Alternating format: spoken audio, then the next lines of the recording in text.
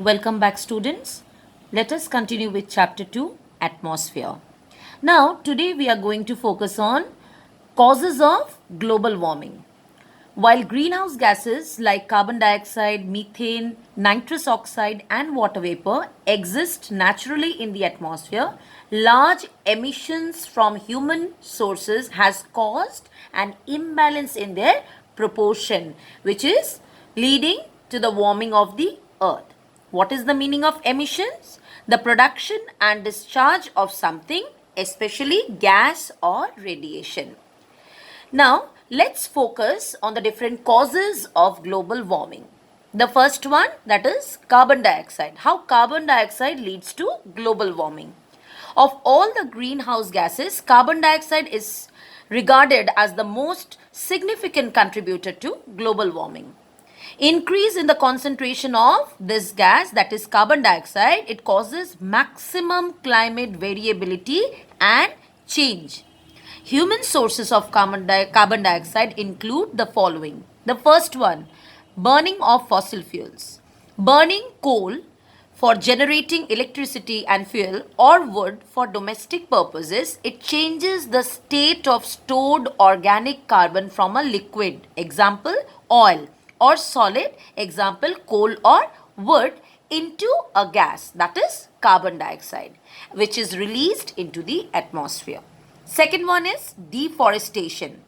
Vegetation absorbs carbon dioxide from the atmosphere when during the process of photosynthesis, converting this to carbon, which is stored within all plants. Carbon sink. When vegetation is burned, this organic carbon, it is released into the atmosphere. How it is released? It is released in the form of carbon dioxide and thus becomes a carbon source rather than a carbon sink. The third one is land use pattern. One of the main reasons for the increase of carbon dioxide in the atmosphere is because of the change in the land use patterns.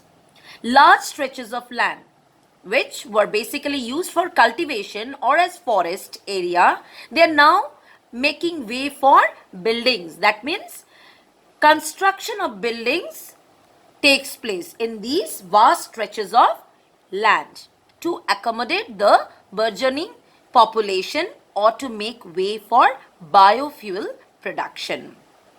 Methane.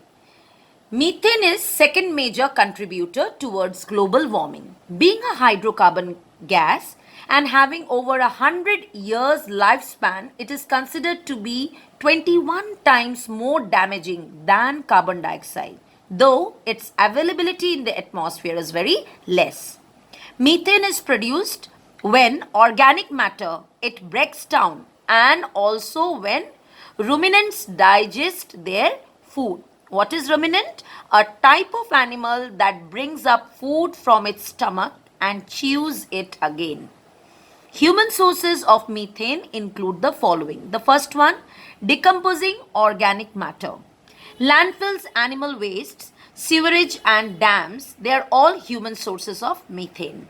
Bacteria produce methane through decomposition processes and which slowly escape to the surface and then it is released into the atmosphere. Second one is natural gas extraction. Methane escapes during oil and gas extraction. Example, fracking operations and is released into the atmosphere. What is fracking? Ways of extracting oil from shell or liquid particles. Next one is nitrous oxide. It is also another powerful greenhouse gas that is liberated into the atmosphere through particles adopted in soil cultivation, especially when organic pesticides as well as fertilizers they are used in farming activities. Atmospheric nitrous oxide levels have risen by roughly 18% since the Industrial Revolution. Next is CFCs, that is chlorofluorocarbons. Chlorofluorocarbons, CFCs, are long-lasting greenhouse gases that also destroy the ozone layer. Now, CFCs, they do not occur naturally in the atmosphere. They are the synthetic compounds that only originate from human sources like aerosols. What are aerosols? Gaseous pesticides that are used in pest control, foaming agents, refrigerants, and other industrial applications. Oil and coal, they are the two main culprits in producing greenhouse gases. Methane, like carbon dioxide, creates a thick shield over the atmosphere, trapping the sun's rays. With the continued use of mining operations, these harmful gases will also increase. Now, next is impact of global warming. Now, what are the effects or impacts of global warming? Let's see to this. Global warming is impacting the Earth's climate as well as the physical environment in the following ways. The first one is desertification. Increasing temperatures around the world is affecting the water cycle as well as the rainfall patterns. Because of this changing rainfall patterns, the arid and semi-arid regions, they are getting drier and drier. And this is causing lot of water crisis for over 2.5 million people, especially in the dry regions which are degrading into deserts. This process is called desertification. Next is increased melting of snow and ice. Around the world, snow and ice caps are melting at a much faster pace. This has been seen especially in the mountains like Alps, Himalayas, Andes, Rockies, Alaska, and Africa, but is particularly true at the Earth's poles. Perennial ice cover in the Arctic is melting at the rate of 11.5% each decade, and the thickness of the Arctic ice, it has decreased by 48% since the 1960s.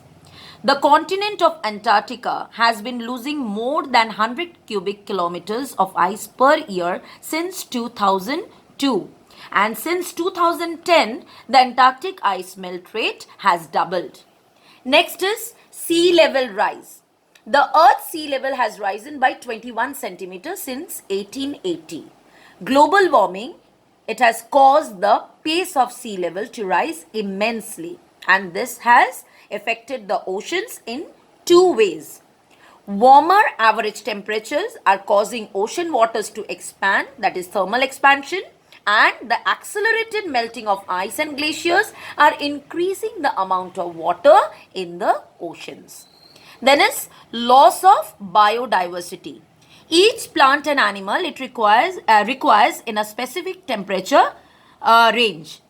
Global warming may force most of these species to move towards either to a higher altitude or latitude.